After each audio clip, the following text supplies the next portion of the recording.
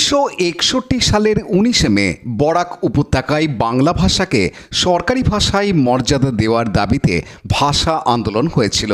পুলিশের গুলিতে একজন মহিলা সহ 10 জন শহীদ হয়েছিলেন।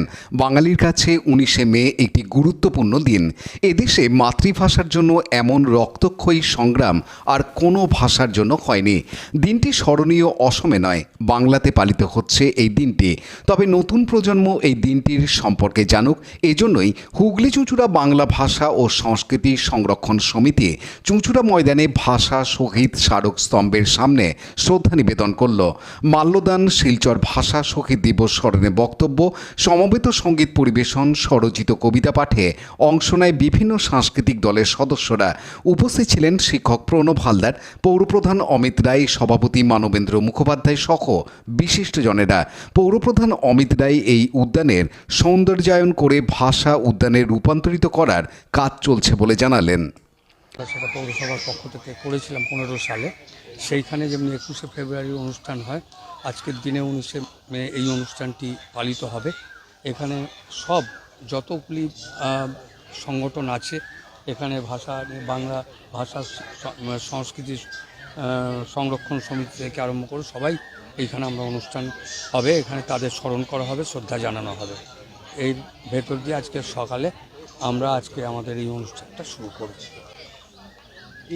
এই জায়গাটা ভাষা উদ্যান করার জন্য যে আমরা দাবি জানিয়েছিলাম, হ্যাঁ, ভাষা উদ্যান অলরেডি টেন্ডার প্রসেস হয়ে গেছে এবং আমার মনে হয় কিছুদিনের ভেতরেই কন্ট্রাক্টর কাজ শুরু করবে।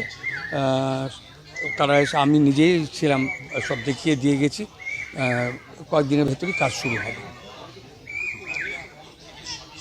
ঘটনার সমস্ত পৃথিবীতে voice of America, BBC, radio Peking,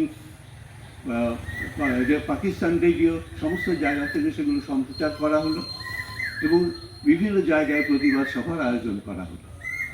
এই 11 শহীদের মৃত্যুর পরে পরবর্তীকালে অনেক আলোচনার মাধ্যমে কাছাড়ে বাংলা ভাষাকে সরকারি ভাষা হিসেবে স্বীকৃতি দেওয়া হয়েছিল এবং কাছাড়ে অর্থাৎ বরাক উপত্যকায় শিক্ষার মাধ্যম হিসেবে বাংলা ভাষাকে স্বীকার করে নেওয়া হয়েছিল।